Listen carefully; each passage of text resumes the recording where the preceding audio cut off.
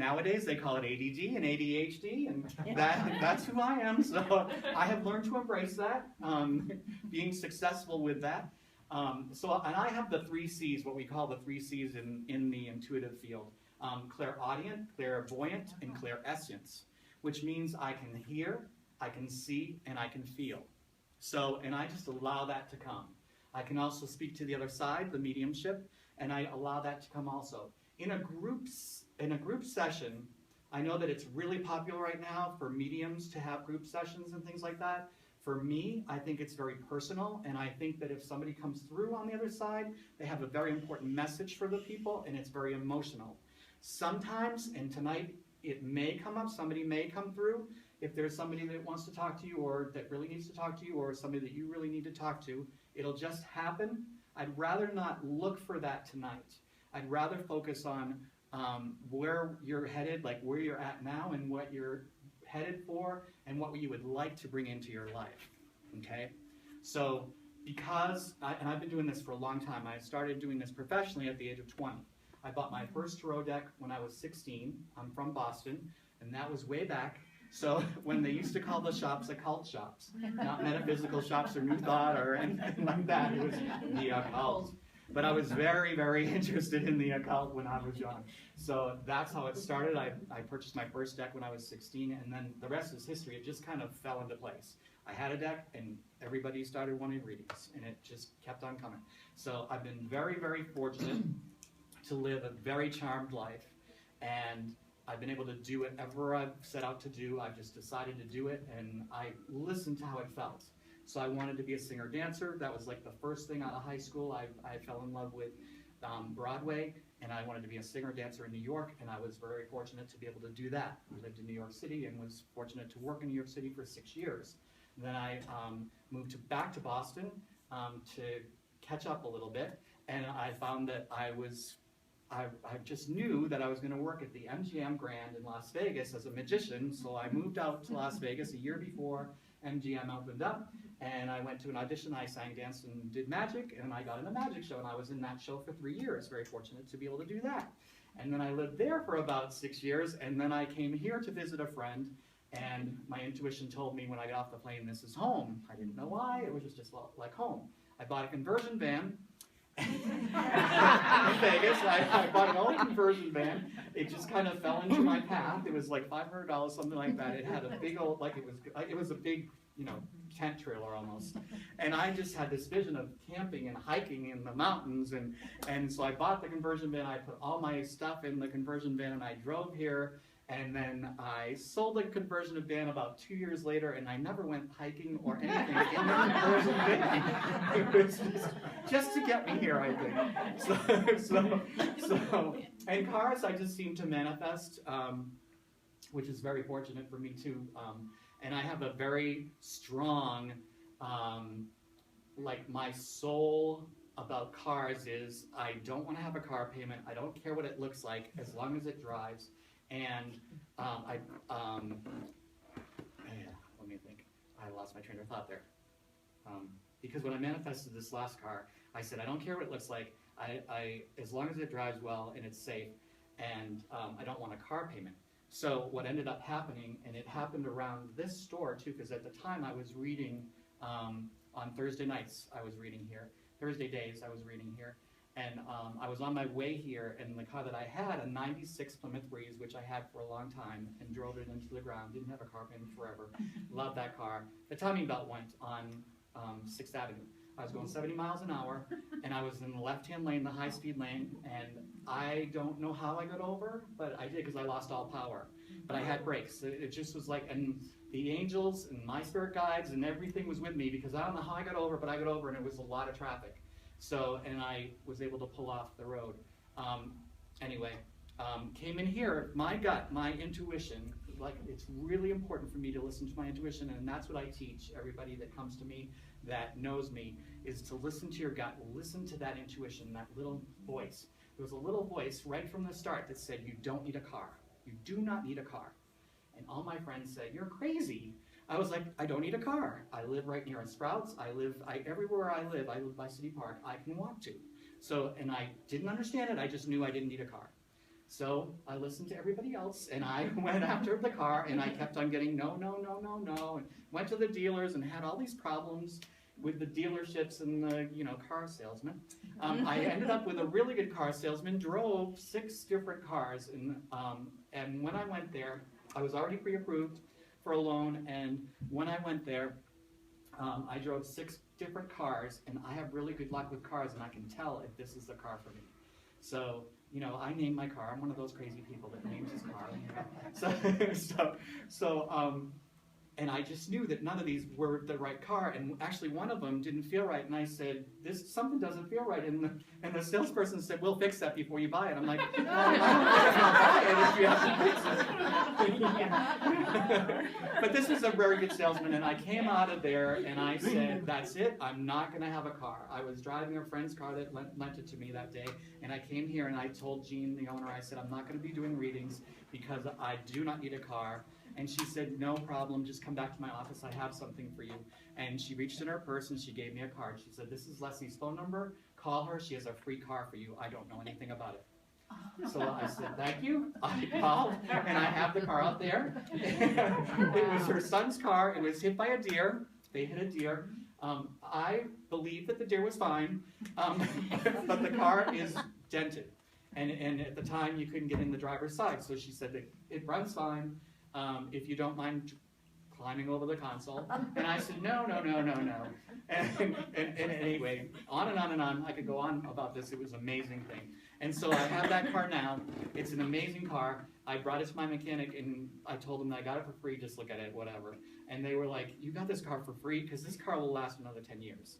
Oh. And so when you go buy it tonight, when you're leaving, it's at the far, exactly out front, in the parking space way across on that little road there, before you get to the road, in the parking lot. And it's a blue car. It says clown car on the back of it, because I used to be a clown also. Sometimes I still am, as you'll see tonight. And on the front driver's side, it's all dented in on the front portion of it, and I could just have that pulled out or replaced really easily, but I kind of keep it as a badge of honor, like, you know what, I got exactly what I wanted. And in my soul, because people say, why didn't you manifest a new car? But in my soul, that's like my car. My car is no car payment, drives well, don't care what it looks like. Now, if I was a different person and I cared what it looked like and I wanted a new car, I would be able to manifest that, but that's not really who I am. Do you understand? Yes. So, yeah, because people always say, oh, well, how come you didn't manifest a nicer car? I'm like, you know what, and I love this car. And it is going to run another 10 years, so it's cool. So, anyway, that's enough about that. So let's go on to the subject tonight. The subject I'd like to talk to you about is happily ever after, okay? So, and here we have, and they lived happily ever after. If you really look at that, that's an ending. Okay, that's why it's at the end of the movie. That's why it's at the end of a show, at the end of the Disney stuff, which I love. I love all that Disney stuff. I grew up with TV, in the 60s and 70s, and we watched Disney on Sunday nights. And they lived happily ever after, but that's an ending. That's the end, okay? So people, I've noticed, this is why I'm talking about this tonight, is because recently I've had a lot of people coming to me and saying, when am I going to get my happy ending? So when am I going to get my happy ending? Ending. You don't get it until you move on. So it's like, I want to focus on how we should really be thinking about living happily ever after. If we're living happily ever after, that's a start, not an ending. Okay? So, and I'll just really quickly, if we kind of deconstruct Cinderella, okay? So here's Cinderella. She has this dream, finding her prince, going to the ball. That's her dream, right? Her goal, okay? So what happens? She goes through all this, the story is, she goes through all this trauma and all this drama and everything, and then she has the fairy godmother, which I think represents our subconscious mind. Like your subconscious is telling you you're fine and you're beautiful and the dress will come to you, that type of thing. Rather than nice to the mice.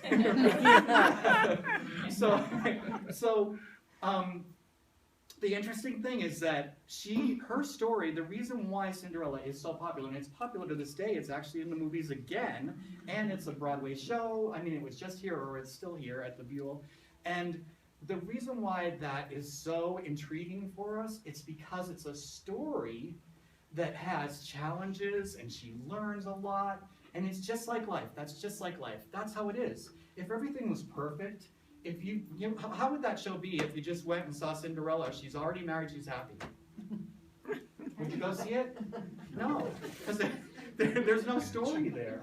Okay? So it's like, and I really believe, what happened after? And they lived happily ever after? What happened? Well, do you know that she had 2 kids? And she had twins, actually. She had a twin boy and a girl. And the boy is an owner of a dispensary here in Colorado. And the girl is a dancer at Shotgun Willie's.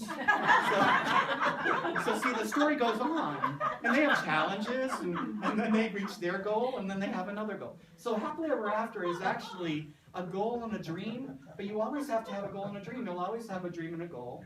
So when you see your hope and dream come true, there's going to be another one. It's just like if you are interested in having the dream home, like, it's my dream home, okay? What ends up happening? You get this dream home. 5 years later, it needs renovations, it needs something, things happen. It's like, well, that dream home maybe is still your dream home, but then now there's probably something else in your subconscious starting to stir up, like, maybe there's a better home, or a smaller home, or a larger home. That's how life is. So everybody's always concerned about, where's my happily ever after? I'm here to tell you that it's now. So, and it's starting now. It starts every day you wake up. Every day is a new day. Every day is you get to live happily ever after, okay? So let's focus on that. And I'd like to open it up to give you readings, and you can actually focus on what's going to bring you more happily ever after, what you desire and what your goals are and things like that. We can focus on that. Or we can focus on something totally different. It can be global, it can be personal, it can be anything you want, okay? So, but I'd like to ask everybody now. I was supposed to do this at the beginning, but that's not how it worked, and that's okay. I always have, like, this is something interesting too, I always have like a PowerPoint in my head. You're going to talk about this, you're going to talk about that, you're going to talk about this. And sometimes it goes like this. So what I was going to do is I was going to ask you, how many of you are living happily ever after right now, this moment? Nice. A lot more than I thought. Excellent. I'm glad you said that. Because we would have to talk about that afterwards. No cue when I hear one. I didn't talk to him about this. He had no idea what I was going to talk about tonight. So I put him on the hot spot. You passed. Maybe not a year. We're coming up on our year anniversary, so that's pretty cool. Yeah, very exciting. So anyway, so actually a lot more of you came up with that with your hands, raise your hands, than I thought. So if I had done that before, probably nobody would have, because you wouldn't have heard what I had to say about happily ever after. So it being an ending and that type of thing, okay? So the people that didn't raise their hands, I would really love you to get a reading and figure out why you're not manifesting that yet, or feeling that it is now, because it should be.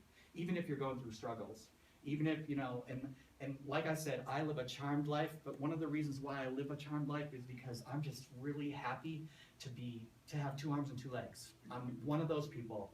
And it's scientifically proven that everybody comes into this life with a level of happiness. And you can change it too. You can change it by a big percentage. So, and that's what I want to show you and prove to you tonight. And I hope, my hope is that you leave here with something new, something interesting, and something that you can try. And by listening to other people's readings, I believe that you get a lot from it, because you see a lot in ourselves. So it's like, oh, I do that in this area. They're doing that in this area, but I'm doing that in this area, that type of thing. And with Nova's help, this is going to be amazing, I think, with the cards. I'll actually ask you if it was amazing or not at the end of the night. And what's the right answer? Yes!